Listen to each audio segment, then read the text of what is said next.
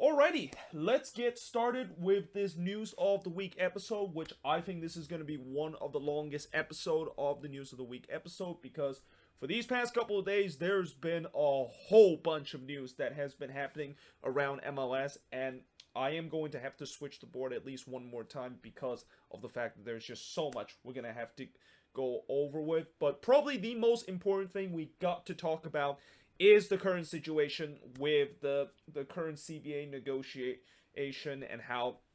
whether or not if both the MLSPA and the MLS ownership group would eventually agree on this revised CBA and avoid being terminated in a couple of days. Well, there is definitely some bad news in terms of that because MLS President and Deputy Commissioner Mark Abbot just sent a memo to MLS teams to prepare for a work stoppage that could happen in a couple of days. And I actually did double check to see when exactly is the deadline where both sides have to agree on this current CBA before it actually could be terminated and that the league could go into a lockout. And it actually is sooner than I thought it was going to be. It's going to be January 29th at midnight as the deadline where both sides have to agree on. Now, there is still maybe a possibility that they can, of course, extend that deadline and they could potentially do something similar to what happened last year when we were also on the brink of potentially go to a lockout with the old CBA being expired and that they literally had to extend a week to kind of continue in negotiation. But something tells me there are some sources saying that there probably not going to be an extension, and that really January 29th at midnight is going to be the big answer in terms of this upcoming MLS season and whether or not if we are actually going to be heading to a lockout for the first time in league history. And I remember all those dates that MLS announced when the upcoming season is going to start and some of the key days of these upcoming season. Yeah, those days is definitely going to change if we are going to go through a lockout, and that again the answer is going to be pretty much answer on that day, January 29th at midnight. And if we do go to a lockout, yeah, things are going to be definitely going to get very ugly, and that I really hope that of course is not going to be the case, but we shall see if of course is going to be the case. And I'll definitely will do a video on the 29th in terms of kind of reviewing whether or not if we're going to a lockout and what now MLS is going to have to do to pretty much end this lockout and potentially maybe get the season still started on time as they basically said. Well, not really on time, but pretty much going to be started on the date that they said it's going to start when they announced when the 2021 season is going to start on Monday. Now, moving on in terms of the next news is that, yeah, it's another rumor around Matias Almeida potentially leaving the Quakes to join another team. And this time, it's the Chilean national team, the latest one that has been knocking on the Quakes door in order to get our current head coach Matias Almeida. And I'm kind of getting sick of hearing all these rumors about how Almeida is going to be leaving the Quakes, and that from now on I'll just say that there's 99% chance that I don't think Almeida is going to leave the Quakes. Like, if he is able to survive in terms of these rumor of him going to Liga MX and going to Rayados and Cruz Azul, as we Quakes fans have kind of endured for these past couple of months, there's no way in the world is he going to lake with another team. And I don't think he is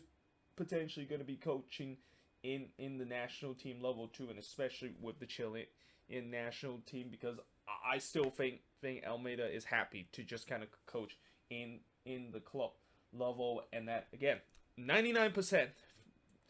of the chance I think he's going to be staying with the Quakes. Only 1% chance that in case if something crazy has happened or if the Chilean national team decide to open some huge wallet to able to lure Almeida to their team, I just do not see this is going to happen, and that Almeida is going to be staying with the Quakes despite all these rumors of him potentially leaving the team and potentially going to be joining another team either in Liga MX or in the national team level. Now, one move that finally happened, and something that I think Sounders fans can finally breathe a sigh of relief, is that the Sounders have finally give Brian Schmetzer a multi-year contract, and that the only thing I have to say about that, besides the fact that this was a no-brainer move, is what took so long, Seattle? I mean, I feel like they clearly should have gave him a contract extension right after when the season is over, and I'm pretty sure there was always never a doubt that Schmetzer was not going to be coming back to the Seattle Sounders, and that he's going to be changing move on to another team. But yeah, the Sounders officially a couple of days ago agreed that Schmetzer is going to be staying with the team. They said it was a multi-year contract extension, but on the article that I read, I didn't exactly know when his contract is now going to be extended to. I think maybe it's going to be 2023 or 2024, but I guess we'll get a little bit more detail as the day is going to go. Or if you're a Sounders fan and you know more information about what is Brian Schmetzer's new contract is going to be and when is it going to extend to, let me know in the comments below. Now, Chicago Fire President Nelson Rodriguez have officially announced his resignation a couple of days ago, and I'm pretty sure Fire fans are also very happy that this has finally happened, because Nelson Rodriguez has never been a popular figure alongside with the Fire fan base, and he's kind of really part of that old regime which has really ruined this Fire team and really brought this team to be once a very successful team in MLS to pretty much being a basement dweller. And knowing the fact that the Fire is pretty much moving into a new era with them of course in 2022 once again announcing a new logo that they're going to be using. Yeah, it was pretty obvious that I'm pretty sure the Fire is going to start to kind of clean house in terms of some of the old regime and some of the high rank official from this Fire team that's part of the old regime that is going to be gone. And Nelson Rodriguez is probably the biggest name as the as part of one of the old regime that officially decided to step down and no longer be the president of the Chicago Fire. Now, moving on, in terms of the next news, is that Benny Feilhaber has officially joined the Sporting KC technical staff team, and I think this one is not a big surprise, and it's good to see Feilhaber decide to go back to SKC and decided to stay with the team in a technical staff role, because I know he is very well loved in the Sporting KC fan base, and this is just an example of when a player that is being such a legend to a team, eventually, even when they do retire, they decide to go back to the team and decide to kind of be in the technical staff. Hopefully, when Wando does decide to retire at the end of this season, he might come back to the Quakes maybe as a technical staff role, because it'll be really awesome to see him back with the team, and that, you know, even though he's no longer going to be playing for us in these next couple of seasons, at least he's still going to be part of our team if Wando is going to do so. But yeah, moving on in terms of the next news, and now talk about signings that happened in these past couple of days. Well, the Vancouver Whitecaps has officially announced the signing of Colombia young winger Debbie Caicedo from Deportivo Cali, which is actually the same club that the Charles brother came from before they went to the Portland Timbers. And I think this is a decent signing for the Whitecaps. You know, he's a young South American player, a player that is only 20 years old, and definitely is kind of one of those players that a lot of teams are trying to kind of target it in terms of bringing these young South American players and develop them in MLS. And knowing the fact that I did say about the Whitecaps, you know, this offseason is kind of a big offseason for the Whitecaps, because, you know, after what happened last year, where I really saw some improvement on this Whitecaps team of part of this long rebuild that they're in, well, now that they're starting to actually decide to sign some players and actually add some more players in the offseason, which I was really hoping they would, of course, do, then yeah, this Whitecaps team can definitely be continue to improve heading into next season. And then I know they're also are linked with a couple of other players that, and one of those players I'll mention a little bit later in this news of the week this news of the week episode video. But it's definitely looking promising in terms of the Whitecaps heading into next season, and maybe they could finally be on the fringe of potentially be a playoff contender heading into next year. Now, the New York Red Bulls have officially acquired Stoke City wingback Tom Edwards on loan. So in the last news of the week episode, I talked about how the Red Bulls potentially is going to acquire this guy. Well, it turns out they did acquire this guy. And again, just as what I said in the last episode, this is a really strange one for the Red Bulls to acquire this guy because, you know, he is a right wing back, and when I look at the squad that the Red Bulls had, right back is not a position that they really needs heading into this offseason. In fact, they're already kind of too deep in terms of that position, with Kyle Duncan and Egbo being in that position. And unless if they are going to convert Tom Edwards to either be a left wing back or maybe kind of a winger heading into this season, it just does not make sense to just kind of put him in the right back spot. And now they're going to be kind of free deep in terms of that position, and that it's just you don't really need to be free deep in terms of the full back position. In fact, I don't think any MLS team, or only few MLS team, have even think about trying to go free deep in terms of their fullback position, because fullback is one of those positions you don't need to have so much depth, especially focus on a specific position where you have so much depth in terms of that. Now, moving on, in terms of the next news, is that Alvis Pyle has officially departed MLS and is set to join Sudan Premier League side Al Hilal. And Alvis Pyle has had a very interesting career in MLS, and in some way he's kind of have an up and down kind of career in MLS, because I remember when he was with the Portland Timbers, he really broke out with this Timbers team. But then as soon as he left the Timbers to join FC Cincinnati, this is when his career started to kind of go downhill. And that last season when he decided to join Inter Miami, he rarely got any playing time with the team, and it's no surprise that Inter Miami decided to pretty much decline his contract option. But it's also kind of interesting that he decided to go to Sudan and join this team. And usually Sudan is not a place that I see a lot of MLS teams decide to go after their MLS career is over. I mean, you talk about players that, you know, usually when they join a decent league and once their career is over, they usually either go to China or even go to the Middle East for that, and especially the Middle East, because there's been a lot of MLS player that's been linked with joining a couple of these Saudi club recently. So it's kind of weird to see that he is going to be going to Sudan, but, you know, I wish him the best in terms of his career there. But again, I think Alvis Pyle, you know, I think a couple of years ago he was definitely one of the best fullback in the league, but ever since he left the Timbers, his career really start to deteriorate. Now, the Columbus Crew has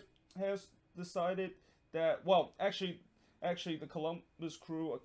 couple of months ago decided to decline the contract option of Jonas Mokhtar, and now that Jonas Mokhtar is a free agency, and I was thinking that maybe he was going to be signed off of one of the MLS team. That seems like it's not going to be happening, as he has officially signed a contract with Eredivisie side ADO Den Haag. And, you know, it was kind of interesting why the Crew decided to not bring back Mokhtar, because while Jonas Mokhtar did had some injury issue last season, I still think he is definitely a good player to have in terms of the depth chart, and a good decent player to kind of bring off the bench in terms of the winger position. But I guess maybe the reason when they decided to get Kevin Molino this off season, it seems like Kevin Molino is now taking the role that Jonas Mokhtar used to occupy with the Columbus Crew. It feels like the Crew was not going to bring back Mokhtar, and that they decided to let him walk off of free agency. But again, I'm kind of surprised not a lot of MLS teams decided to kind of pick him up off of free agency, but instead now he's kind of making, I wouldn't say he's now making the jump to Europe, because he's relatively an old kind of player, but he is going to be going to the Eredivisie to join a side that I haven't heard a lot about, and it's not one of those well-known Eredivisie side that you're seeing. But definitely wish him the best in terms of playing in the Netherlands and playing in the Eredivisie. But now moving on in terms of the next news, and now kind of just talk about contract extension. And what I'm going to do in terms of this news of the week is that I'm not going to mention every single contract extension, because if I do that, this video is going to be even longer than I anticipated to be one of the longest news of the week episode that I've ever done. But in terms of contract extension this week, we had a lot of players that got contract extension. We got Andy Rose getting a contract extension with the Whitecaps. That's to 2021, followed by Jordan Harvey getting a contract extension with LAFC to 2021. Then you got Jimmy Madrona and Stephen Cleveland got contract extension with the Seattle Sounders with their contract extended to 2021. Then Jose Martinez getting a contract extension for the Union to 2022 with an option that could extend into 2024. Then you got Chris Odell-Ashim and Felipe both getting contract extension with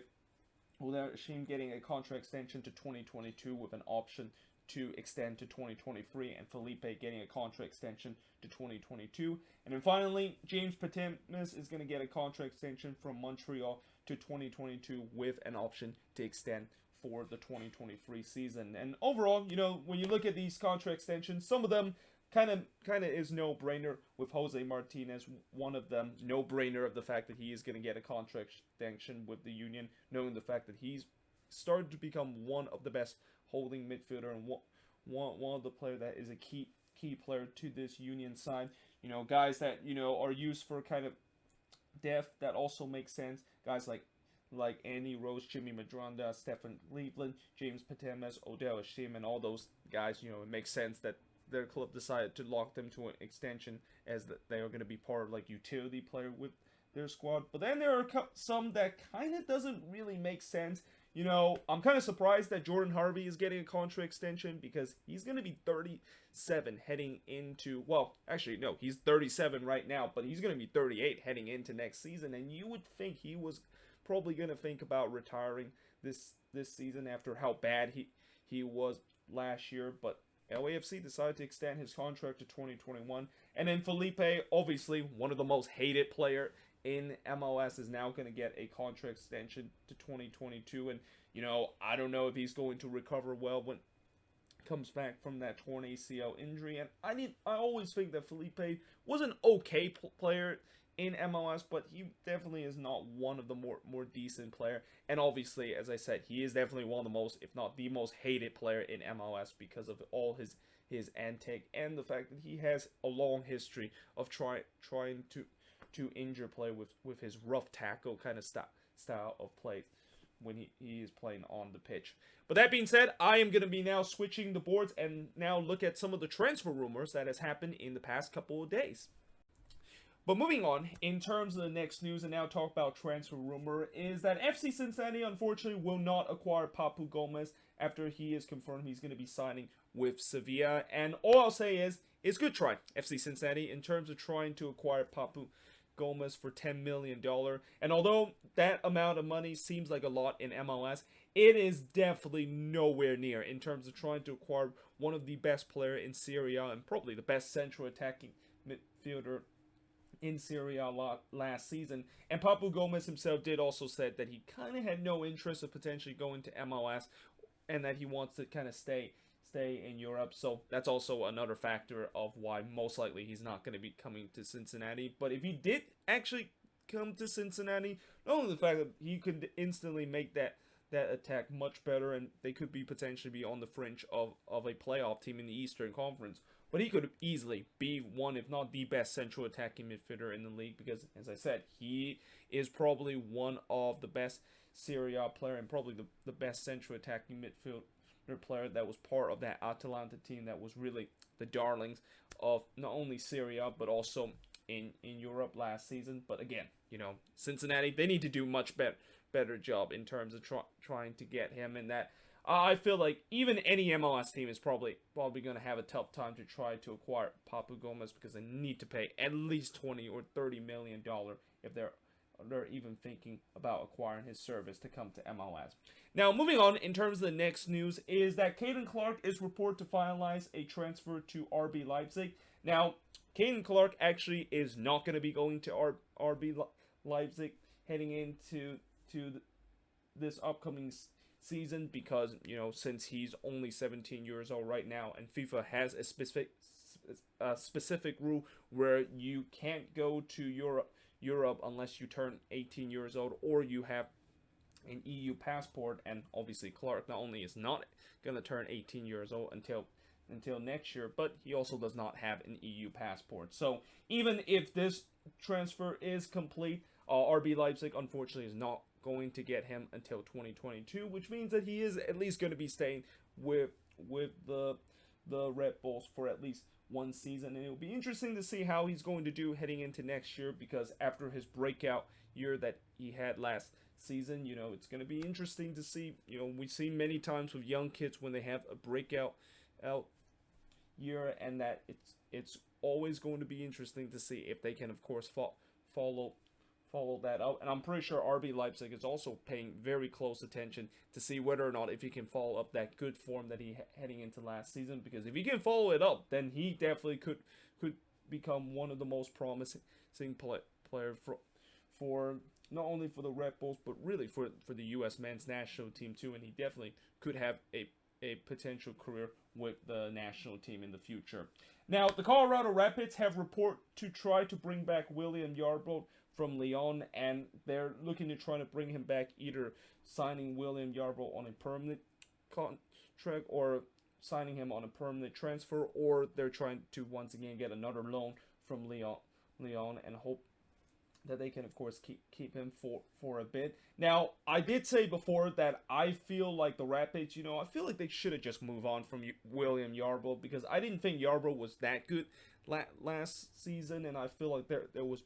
better option in terms of maybe going out the market to look for a goalkeeper, or maybe just give Clint Irvin the job, because I thought when Irvin stepped into this Rapids team, he looked much better than what Yarbrough was. But I guess the Rapids feel like they don't really kind of want to go to the market to kind of search for a goalkeeper. And usually when you do try to search for a goalkeeper, it's definitely not as an easy task as maybe trying to find an outfield player. So maybe that's kind of understandable why they might as well just bring back one of their old guard and see how it's going to go. So we shall see whether or not if Yarbrough is going to be returning to the Rapids, or the Rapids might have to pay a big sum of money to get Yarbrough on a permanent deal from Lyon. Now, the Chicago Fire designated player Gaston Jimenez has recently been linked with Boca Junior, and as much as I know this is kind of tempting for Jimenez to join one of the biggest club in South America, and that I'm pretty sure if you're going to be linked with Boca Junior, you're definitely going to say yes in terms of trying to join the team. However, I think most likely the Fire is going to try their best to make sure Jimenez stays with the team. And I have heard that Jimenez, despite the fact that he has heard the rumor that he might go to Boca Junior, he's actually happy to stay with the Chicago Fire. And I guess maybe that's good news for the Fire, and certainly for the Fire fans, knowing the fact that he was definitely one of their more important player last season, and he was one of those players that really live up to the DP kind of contract that they were able to get from last season. Now, the LA Galaxy is actually linked to trying to bring back Sebastian Giovinco back to MLS. Now, I know some people will say that this seems like a crazy kind of thing to bring back Giovinco back to MLS, but I don't think this is as bad as people think it is, and especially the fact that the Galaxy, they clearly need some help in terms of the attack, and that, depending on if Pavone is going to come back to this team or not, they have some huge issue in terms of the attack, where there's really no viable option that they have on the attacking end. And that I think if they do bring Giovinco into this team, they definitely would have a decent option in terms of the number 9 position, and he's probably going to be their best number 9, even better than Chicharito, depending on if Chicharito is actually going to live up his price tag of that $7 million that they paid him last season. Here's a hint: probably not, because I doubt that Chicharito, after just such a stinker of a year that he had in his first season, it will be kind of miraculous that he can just immediately turn it around heading into the second season. And I know Giovinco, if he does come back to MLS and join the Galaxy, he's definitely not going to be nowhere near as good as he was when he was TFC a couple of years ago. But I still think maybe he can still be maybe 75% productivity, or give 75% productivity that he used to have to the Galaxy if he does come back. And plus, he gets to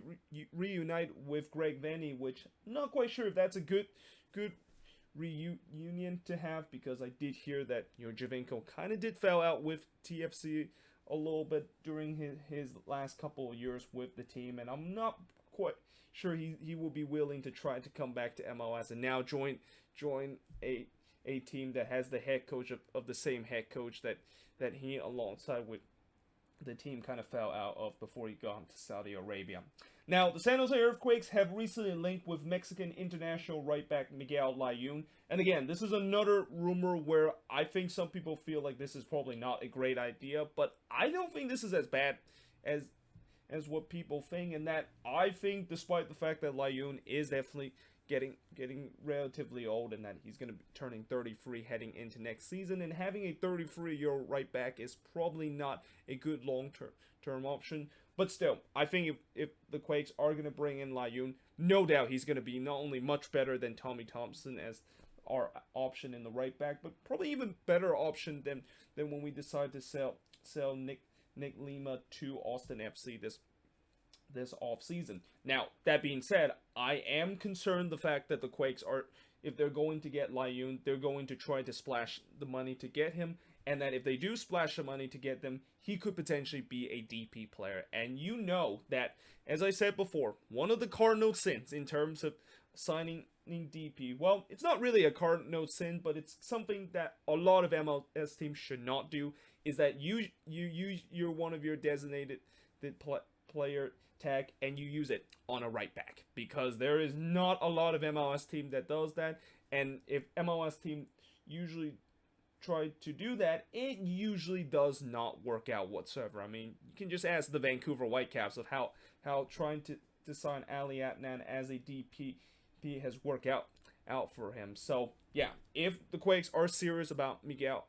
Layun, I mean, I'm definitely happy that if he's going to be signed with this team, but I definitely will not be happy if he's going to occupy one of the DP spot. And that, again, if you want to be a good MLS team, you do not want to put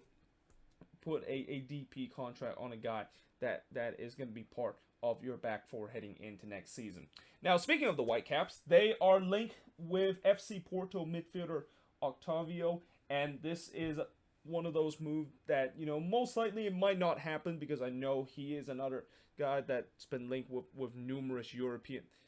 team, and that the Whitecaps, if they want to get Octavio, they're probably going to have to pay a pretty penny for that. But if this move does happen, then yeah, this will be another good upgrade to their team, and probably one of their missing link in terms of finding a decent number 10 in their team to trying to pretty much jump into the next step of this rebuild, which is going to be on the fringe of being a playoff contender. But again, since there is a lot of team that is trying to get the service of Octavio, the Whitecaps will really need to trying to pay a lot of money if they are serious in terms of trying to get him from the bank from Porto to go to the Vancouver Whitecaps. And then finally, in terms of the last rumor news that I'm going to talk about in this news of the week, is that Austin FC have recently reported to sign Argentine midfielder Thomas Pochettino from Talleres. And remember how in the last news of the week episode I talked about how Austin FC, they need to maybe think about signing some midfielder because they're kind of a little bit short of quality in terms of that spot. Well, it seems like the expansion team kind of listened to me, or probably watched my news of the week episode, because now they've been linked with the exact position that I think they desperately need if they want to have some talent in terms of the midfield position. And this is a guy that I heard that he is definitely a very good player, and that if he does go to Austin FC, not only the fact that he's going to occupy a really high TAM contract, but he might actually occupy a designated player contract because of how decent he is going to be. So we shall see whether or not if Austin FC is going to sign this guy, and whether or not if they either might have to force to burn one of their DP spot on him, or the fact that they might get a steal in terms of paying him on a high target allocation money contract heading into their inaugural season. But now moving on away from talk about transfer rumor, but still stick with Austin FC. They have officially announced their new name of their stadium for their inaugural season, which their name of the stadium is now going to be Q2 Stadium. And I know there's going to be a lot of joke that's going to say that, oh look, looks like most likely Austin Austin FC, their new stadium is going to be finished in Q2 in 2021, which technically I don't think that's really a joke, but more like it's actually kind of true that their stadium is going to be ready for Q2 of 2021 because you know, depending on if this season is going to start on time, technically it is going to be Q2 when the MLS season does start, or whenever Austin is going to have their first home game in April. But all kidding aside, you know, Q2 is a local bank provider in Austin from what I heard, and I guess with them naming a stadium after a bank, I think that's now the 4th MLS stadium that has named after a bank, and that I know Bank of California Stadium is one of the more well-known stadium that's named after a bank, because after all, it has the name bank in its name. But I know there's other stadium like BMO Field and BBVA Compass Stadium that is also named after a bank. But besides that, I think that's the only other stadium that I can think of that is named after a bank. And you know what? I'm actually might even think about doing a video where I'm actually going to look at all these stadium name and kind of just look at what they're actually named after, or maybe even do a video where I rank in terms of the stadium name and which one has the best stadium name and which one has the worst stadium name. And that I think Q2 might be one of those name that is kind of right in the middle, because you know, although it might sound like a simple name, I do like the sound of the name and stuff like that. So yeah, I might maybe think about in the future doing a ranking video in terms of looking at stadium name, and also what are these stadium name that is actually named after in terms of their sponsor. Now finally, in terms of the last news in this news of the week, involved that FIFA have set a timeline to announce the 2026 World Cup cities heading into the 2026 World Cup. And technically this headline is a little bit misleading, because when I read the article of some of the timeline, they only said that in April they are going to basically have a virtual meeting of all these candidate cities that potentially could host the World Cup in 2026. And in July, this is when they're potentially going to have some in-person meeting, and there's going to be some FIFA official that's going to go to these venue and see how it's going to go. And they didn't really even announce when exactly they're going to select the cities or select the city that's going to be host the World Cup in 2026. But either way, you know, tomorrow I'll probably might do well, I'm not gonna but I am actually going to do a video where I'm gonna actually look at all these candidate cities that is planning to host the World Cup, and I'm gonna actually kind of do a pro and cons kind of video looking at what is kind of the benefit of the fact that these city is gonna host the World Cup, or at least the stadium wise. What are some of the pros that it could have hosting the World Cup, and what are some of the cons and problems that the city and stadium is going to host a World Cup. But yeah, there you have it. That is pretty much it for my news of the week episode. Again, it's been a relatively long news of the week episode because there's a lot of news to get to this week. But if you make it this far, I hope you guys enjoy this video, and thank you for the loyal support of my YouTube channel. And if you haven't subscribed to my channel, why not do so? It doesn't hurt to, of course, subscribe to the channel and also leave a like in this video. But either way, hope you guys enjoy this video. If you do, as I said, make sure you guys leave a like, smash that subscribe button, and yeah, I of course will see you guys next time.